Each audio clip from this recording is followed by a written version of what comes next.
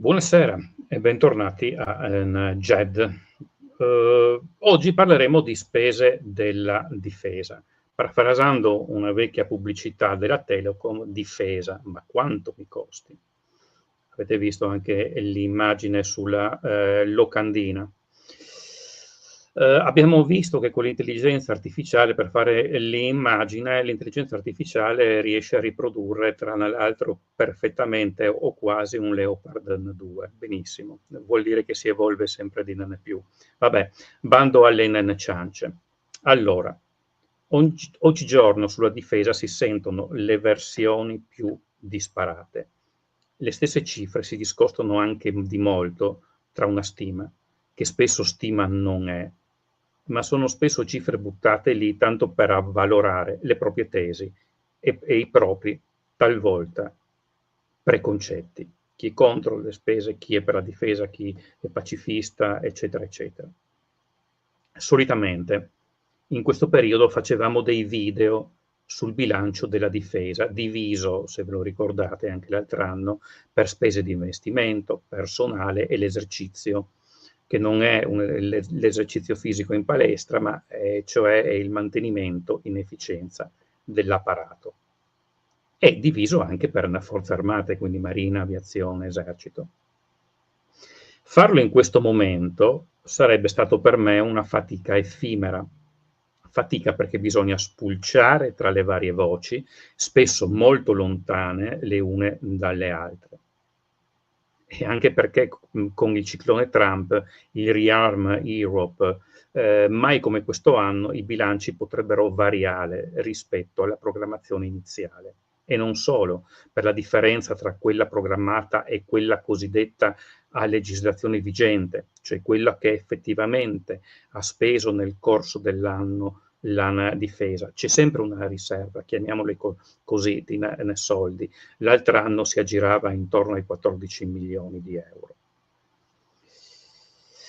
Ma proprio per le linee del Piave imposte dalla NATO e dal solito Trump, per capire quanto complicato sia calcolare il bilancio, vediamo ancora in queste diapositive quello già pubblicato a GED nel 23, anche in anni normali dobbiamo tener conto che il bilancio totale va sommato tra quello della difesa, del Ministero propriamente detto, quello versato dal Ministero delle Economie e Finanza e quello del MIMIT, cioè il Ministero delle Imprese, ma va sottratta la spesa dei carabinieri in funzione di pubblica sicurezza, ma mantenuta quella quota di carabinieri abilitati per le missioni estere e con specialità, chiamiamole così, più militari e antiguerriglia. Quota di circa 7.000 carabinieri su circa 110-112.000 totali, ma comunque con una percentuale di investimenti relativamente più marcata, a causa delle maggiori spese per l'addestramento, i mezzi e il mantenimento. Cioè, per essere chiari, una cosa è mantenere un'automobile, un'altra un autoblindo. Una cosa è avere in dotazione una pistola, altra un fucile d'assalto o un lanciagranate, per non dire un'arma anticarro. Naturalmente si sottraggono anche le spese della forestale, che sono circa 500 milioni di euro o poco meno. Però in ambito di comparazione NATO vanno messe le spese per le pensioni militari, che in Italia sono a carico dell'INPS, quelle dell'ausiliaria, per cui si ha un bilancio della difesa che l'ausiliaria è una specie di prepensionamento che però viene pagato comunque dalla difesa, per cui si ha un bilancio difesa di 31,3 miliardi di euro, ma un bilancio NATO di 30,4 miliardi. E già qui molti giornali generalisti o molte riviste generaliste si sono già perse. In più, molte fonti, tra cui quelle NATO, per confrontare le varie spese, pubblicano le tabelle in dollari, giustamente, e non in euro, e le cifre si fanno sempre più numerose e varie. E qui si inizia, per calcolare la spesa sul PIL, pure a dividere dollari con euro, facendo così saltare tutto. Questo l'ho visto anche nei dati pubblicati dal famoso istituto svedese SIPRI. Senza andare poi nelle spese specifiche, poiché entro un mese rischiano di essere superate, possiamo comunque vedere che l'aumento delle spese di 1,7 miliardi rispetto a quelle dell'anno scorso, a legislazione vigente, è di 2,1 miliardi rispetto alla programmazione, sono quasi totalmente concentrata sulla voce investimento, cioè rinnovo dello strumento militare, cioè acquisizione di nuovi mezzi e armamenti. Quello che latita è l'esercizio, cioè il mantenimento, con appena 1,7 miliardi di euro, totalmente insufficiente per mantenere i costosi mezzi in efficienza e per comprare il munizionamento cosiddetto stupido, cioè pallottole, granate d'artiglieria, pezzi di ricambio per carri armati, automobili, blindo e così via. Quello intelligente, come i missili, è classificato come investimento. Ricordiamo che i numeri aurei della NATO di suddivisione delle spese sono 50% per il personale, quindi stipendi, 25% investimento e 25% per il mantenimento, cioè l'esercizio. Cioè, con un bilancio di 30 miliardi, l'esercizio dovrebbe aggirarsi intorno ai 7 miliardi e mezzo. Sono quasi 6 miliardi in meno. Torniamo adesso alle linee del Piave della NATO per quest'anno, cioè il 2% che tutti i paesi NATO dovrebbero, anzi avrebbero dovuto già raggiungere nel 2024. Eravamo tra i pochissimi a non rientrare in questo parametro, assieme al Canada, alla Spagna, alla Slovenia, al Belgio, anche al Lussemburgo, per quanto contino le sue spese. Anzi, eravamo in sest'ultima posizione. Quest'anno tutti i paesi, compreso il nostro, annunceranno che per l'Assemblea della NATO di giugno sarà raggiunto il minimo del 2%. Vabbè, la Polonia arriverà al 4,12%. Ma come faremo a raggiungerlo? Questo è il problema. Il 2% sarebbero quasi 44 miliardi, cioè 13 miliardi in più di quello programmato. Una bella botta, francamente, pure controproducente se buttata giù tutta in un anno. E i famosi parametri di Maastricht, allora, dove tanto ci hanno subixato negli anni precedenti, qui l'Unione Europea con la von der Leyen ha varato il famoso piano Rearm Europe, nome francamente discutibile. Se vuoi farlo digerire alle varie opinioni pubbliche, sarebbe stato meglio un Secure Europe o un Defend Europe, ma tant'è, insomma, l'hanno fatto. Piano, tra l'altro, che sembra tagliato a pennello proprio per la Germania. Germania che ha un debito decisamente basso. Come si attuerebbe allora questo piano? Flessibilità, cioè questo aumento di spese con l'aiuto dell'Europa.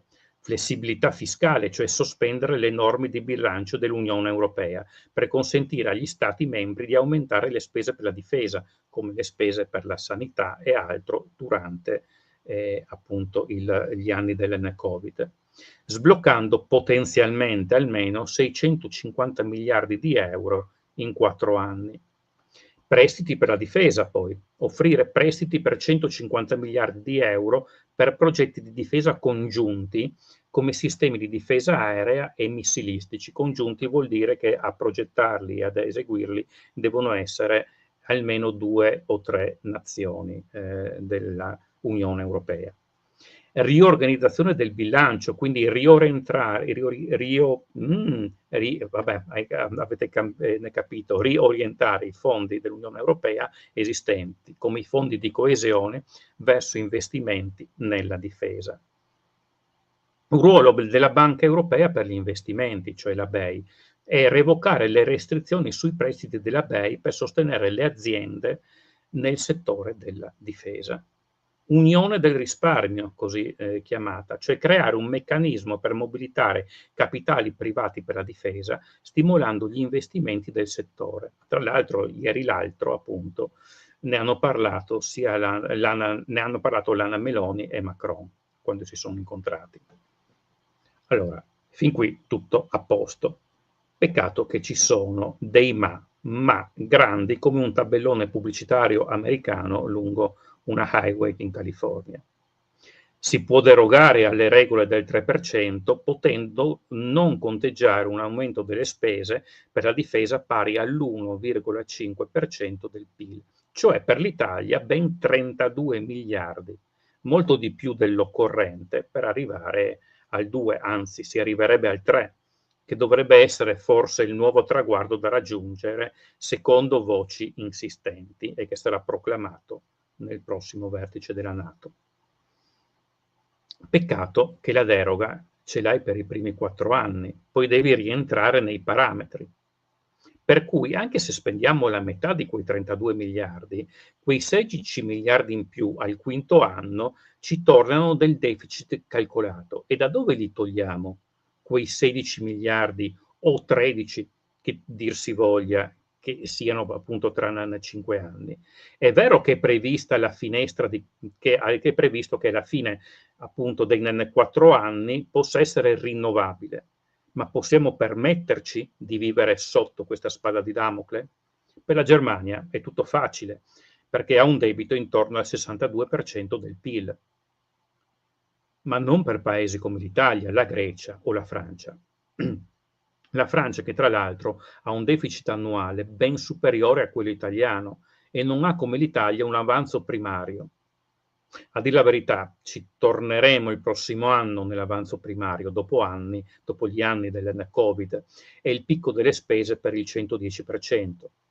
Ma prima del Covid ce l'avevamo già e da moltissimi anni.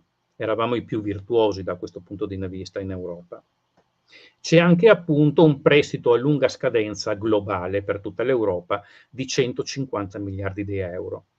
Per tutti quindi in proporzione per noi sarebbero circa una dozzina.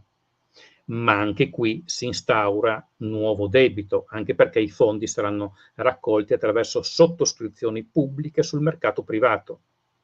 Non un prestito della BCE. È vero che il debito va ripagato in 45 anni con tassi estremamente bassi, ma è notizia di ieri che dopo una prima affermazione positiva, direi quasi entusiastica dalle notizie sui giornali greci, la Grecia ci sta rinunciando. Tutto questo potrebbe ingenerare negli investitori timori veri o speculativi, io direi sarei più propenso per la seconda ipotesi, sulle tenute dei vari debiti e in generare tassi più alti di quelli attuali e vanificare quindi parte dello sforzo per il rientro del debito. Difficile quindi districarsi. Una soluzione ci sarebbe, mai vista ancora specialmente in centro Europa, come una bestemmia, o almeno anche in circuiti neoliberisti di cui Bruxelles è piena, cioè la BCE divenire un prestatore d'ultima istanza, come nei fatti per certi versi era avvenuto con Mario Draghi. Ma qui dovremmo anche iniziare a parlare di un ritorno delle banche centrali sotto l'ala pubblica, il ritorno al Glass-Steagall Act e a politiche keynesiane, anzi post-keynesiane. Il discorso si farebbe molto lungo.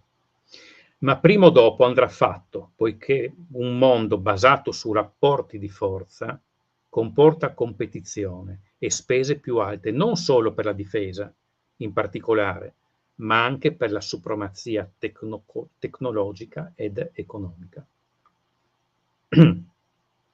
Nel contesto attuale è comprensibile la resistenza del nostro ministro dell'economia come di altri, però per quest'anno al 2% dobbiamo arrivarci, anche perché poi sicuramente ci sarà chiesto il 2,5, il 2,5 si parla poi del 3, del 3,5, addirittura il Trump sproloquia citando il 5%, quando nemmeno gli Stati Uniti ci arrivano al 3,5 a malapena.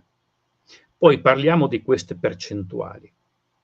Poi, intanto però arriviamo al 2 e qui però sorge il genio italico. Siamo sicuri che abbiamo messo dentro tutte, ma proprio tutte le spese per la difesa che possiamo metterci dentro?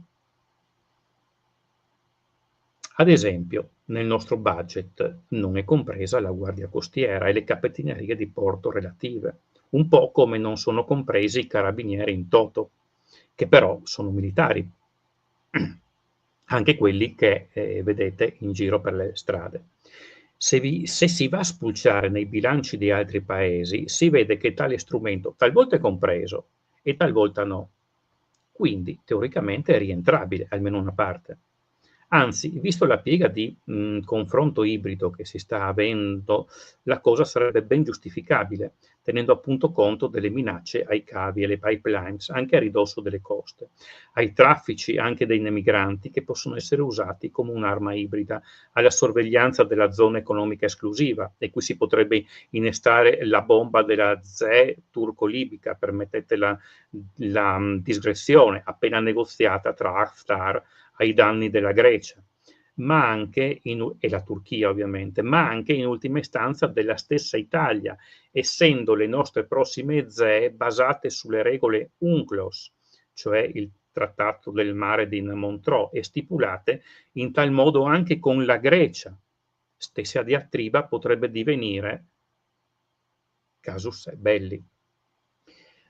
Vabbè, non divaghiamo, però ricordiamo che fino, mi pare al 2015, o 2016, nel nostro bilancio per la difesa non erano messe le spese del odierno Ministero MIMIT, cioè quindi le spese per investimento al di fuori del Ministero della Difesa. Guarda caso, quando appunto entro 10 anni dovevamo rientrare nel 2%, abbiamo messo dentro anche le spese del MIMIT.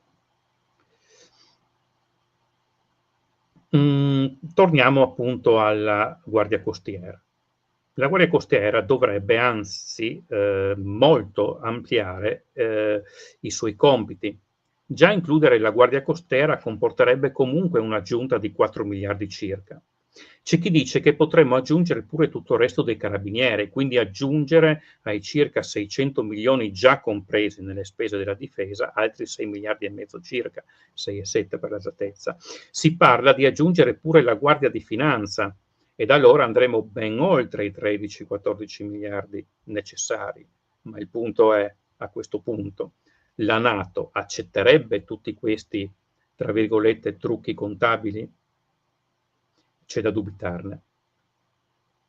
Se per la Guardia Costiera si potrebbe giustamente chiudere un occhio, come si potrebbero introdurre parti ulteriori dei carabinieri che hanno un profilo più combat, come i reparti per la lotta al banditismo e al terrorismo, e quelli eliportati come i cacciatori di Calabria o di Sardegna, ammesso che non ci siano già dentro.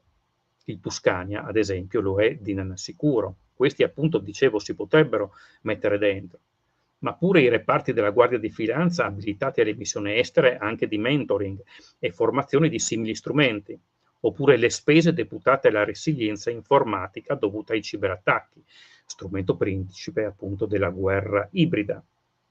Ma è difficile che si permetta di mettere dentro le tenenze dei carabinieri sul territorio piuttosto che i finanzieri che vanno a controllare i conti delle aziende o gli scontrini fiscali, o che controllano se abbiamo il bollo scaduto o meno.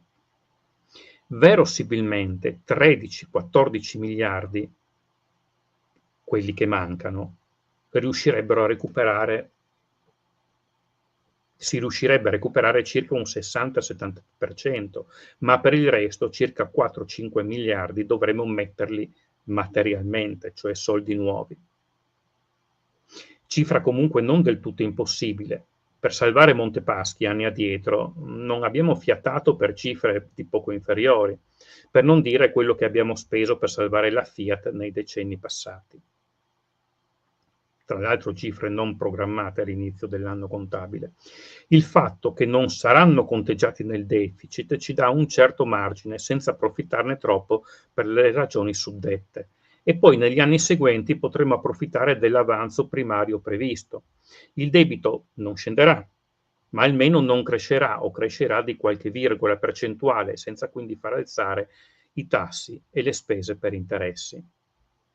Il problema è, però, che a giugno probabilmente si chiederà di arrivare il prima possibile al 2,5 per poi arrivare al 3, al 3,5, ma ce lo possiamo, lo ripeto, ripeto la domanda, permettere? E poi servirebbe veramente? Ma l'economia ne trarrebbe giovamento? Oppure ne distruggerebbe il nostro sviluppo economico? Come abbiamo già parlato in precedenti video, le spese per gli investimenti in difesa, progettazione e produzione di nuovi strumenti bellici sofisticate, può portare un apporto al PIL fino al 3,5 euro per ogni euro speso. Inoltre le spese reali sono inferiori poiché, ad esempio, su 1 miliardo speso per una nave dobbiamo tener conto delle tasse pagate dal cantiere, degli stipendi degli operai ed ingegneri, che poi in parte vanno in tasse e in parte in consumi, che poi i consumi a sua volta sono soggetti a tasse, e giù per tutta la supply chain. In più, un aereo può generare esportazioni, ricadute industriali sul civile, maggiore occupazione, però più queste spese si alzano, meno si evidenziano tali vantaggi, fino a un certo punto ad annullarsi, poiché poi diverrebbero più fruttuose comunque alte spese, come ad esempio quelle per le infrastrutture. E poi costa comunque mantenere tutto quel po' di strumento che tu hai messo su, e molto spesso sono spese pure, quindi non in investimento. Quello del 2,4, 3,5 di ritorno per ogni euro speso, a seconda dei calcoli dei settori, guadagnati appunto, va bene per un paese con spese per la difesa basse come le nostre, ma più si alzano tali spese, appunto, più diminuiscono i vantaggi. Quale sarà il break-even point? Difficile da calcolare, ci hanno provato anche. Qualcuno ha fatto il calcolo del 4,5%, altri addirittura dell'8%, ma per paesi particolari come l'Arabia Saudita, ad esempio, con un'economia e una società totalmente diversa dalla nostra. E poi bisogna considerare lo sviluppo sociale, il welfare, dove è quasi impossibile, per fortuna, recedere, l'età della popolazione, le conseguenti spese pensionistiche e così via. Diciamo che a spanne, molto a spanne, per un'economia e una società come la nostra, il break-even point, per cui poi diventa un costo puro, lo potremmo definire sicuramente sopra il 2,5, ma molto probabilmente sotto il 3,5. All'incirca probabilmente intorno al 3, qualcosa di meno, ma già molto prima tali investimenti diverrebbero meno convenienti rispetto ad altri. Ma a questo punto, quanto ci servirebbe per arrivare a una difesa bilanciata ed efficace? Ma per dire questo, per affermare questo e per puntualizzare questo, andiamo a vedere quanto spendevamo una volta per la difesa, nello storico, nel dopoguerra. È vero che portando le spese per la difesa anche al 2,5 mineremmo lo sviluppo economico? In parte abbiamo già risposto, ma poi c'è la controprova, che non è vero. Vediamo questo grafico. Bisogna considerare che nello storico con ogni probabilità veniva conteggiato solo il bilancio difesa puro, senza gli apporti di altri dicasteri, come abbiamo visto, e come avviene oggi. Quindi dovremmo con ogni probabilità concedere un 10% in più, almeno. Si vede che negli anni 60, in pieno boom economico, ricordatevelo, spendevamo il 3% ufficiale di spese per la difesa. Probabilmente arrivavamo con i parametri odierni anche al 3,3 o qualcosa di più. Anzi, proprio negli anni di crisi andavamo a spendere di meno per la difesa, relativamente parlando ovviamente. Quindi arrivare oggigiorno a un 3 non comporterebbe un minor sviluppo economico. Una piccola parentesi. Quanto spendiamo pro capite per la difesa? In confronto poi agli altri paesi, chi spende di più è Israele, con $3.000, quasi un affitto al mese in assoluto. E arriva a un bilancio della difesa, tra l'altro paragonabile al nostro, quasi 30 miliardi, però bisogna dire che almeno una buona parte di questo bilancio viene pagato direttamente dagli Stati Uniti, almeno 4-5 miliardi all'anno. E Israele, come PIL nel Medio Oriente, è il terzo paese dopo la Turchia e l'Arabia Saudita, e fino alla disgraziata operazione a Gaza era in ottima crescita economica. Poi c'è l'Arabia Saudita, che è a 2000 dollari pro capite, con il 7,1% di spese sul PIL. Gli Stati Uniti sono a 2.694 euro pro capite. UK circa 1.146, mi pare, o 1.106, e la Francia 946. E noi? Noi 603 dollari. E la Cina? 208 dollari. Così poco direte, sì, ma sono 1,4 miliardi. E poi c'è il famoso PPP, cioè il potere a parità di acquisto, che se per le altre nazioni occidentali è tutto sommato confrontabile, 10% in, 5% in più o meno, per la Cina quasi triplica il potere d'acquisto. Cioè, se un aereo in Occidente lo paghiamo 100 milioni, per dire, la Cina in dollari lo pagherebbe 30-40 milioni. Ma ci serve arrivare al 3? Non serve sicuramente arrivare come gli USA in percentuale, non abbiamo da controllare il globo terracqueo, né come la Polonia al 4,12 quest'anno, che confina con l'avversario di sempre, cioè la Russia, che sta progettando di portare le forze armate a 1.600.000 uomini e a 5 milioni di truppe di riserva. C'è qualcosa che non va in tutte queste cifre enormi. Ma teniamo conto di quel grafico.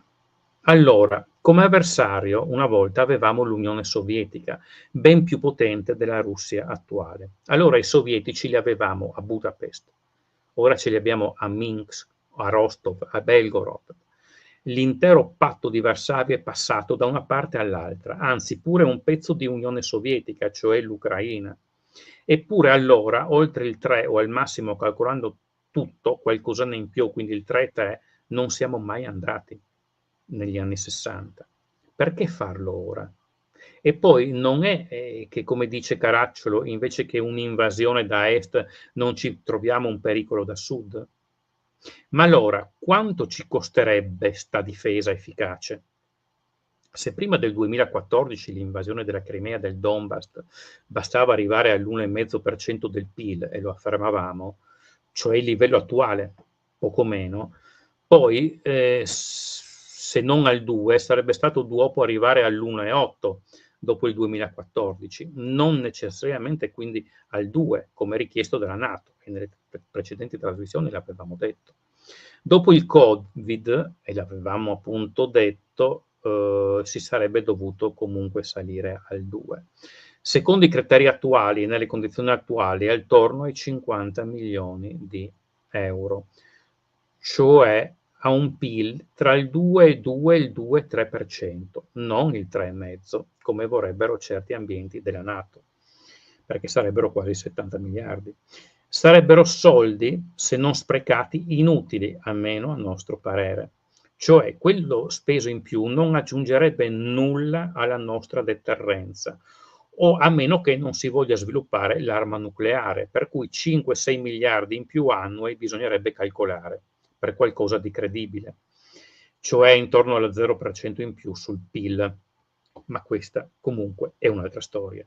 Per cui non possiamo essere d'accordo di usare trucchi contabili e solo quelli per superare il 2%, ma se questo servisse ad arrivare al 3 o al 3,5% imposto, come imposto per tutti gli altri paesi, non solo a noi, sia chiaro, ben vengano questi trucchi contabili. E naturalmente a questi 50 miliardi, tra virgolette, veri, bisogna arrivare gradualmente e programmando le spese, anche perché la costruzione della difesa richiede tempi lunghi per la progettazione e la costruzione dei sistemi d'arma.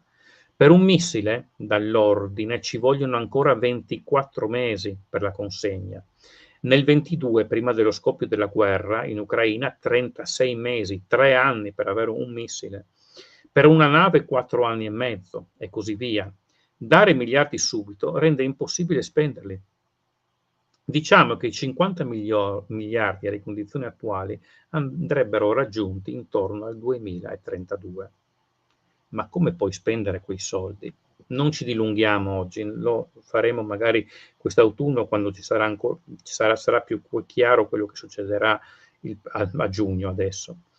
Comunque non semplicemente guardando a una Russia che, per quanto sottostimata la sua capacità di costruire armamenti, non sarà mai l'Unione Sovietica e potrebbe avere scarse speranze di una vittoria, o le potrebbe avere solo dividendo la NATO, come sta comunque cercando di fare, ma guardando al Mediterraneo allargato e ai pericoli conseguenti, come stiamo vedendo al Mar Rosso, al Corno d'Africa, al Sahel, quindi non c'è solo la Russia.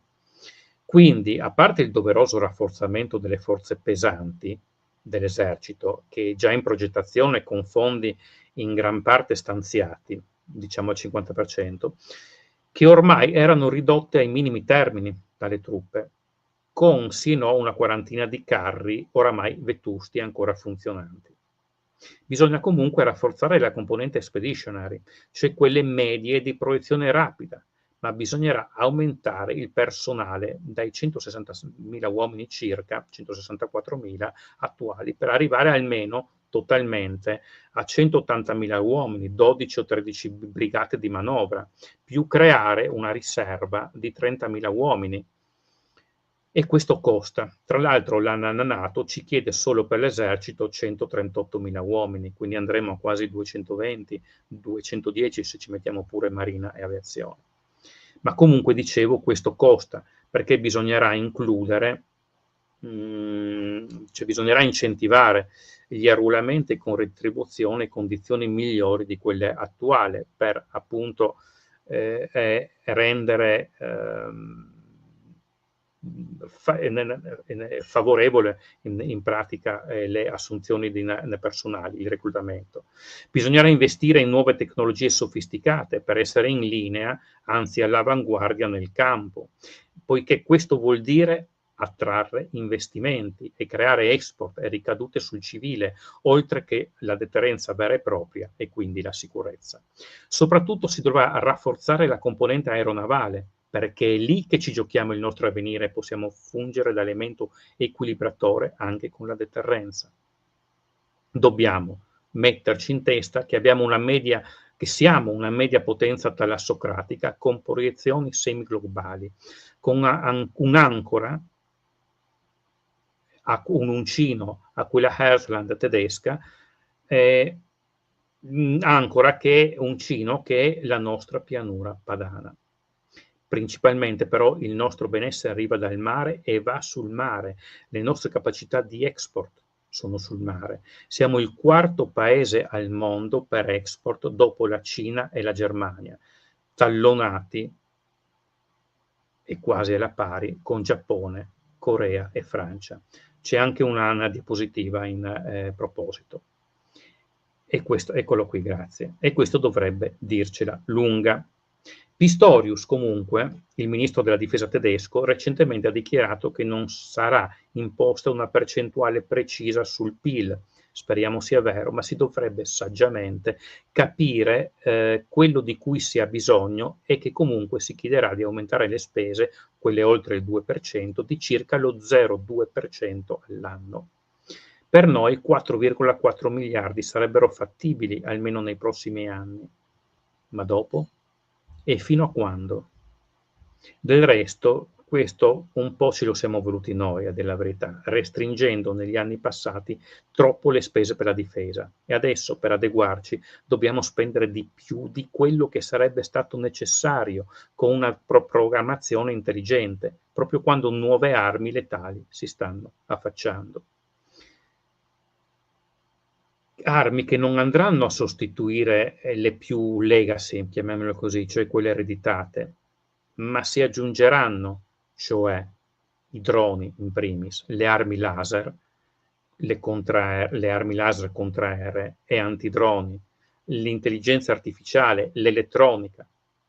Forse comunque approfondiremo questo in un'altra puntata. Grazie per avermi ascoltato anche oggi, buona estate, tra poco incomincia, anzi meteorologicamente parlando è già iniziata, e alla prossima puntata di Najet. Buonasera a tutti.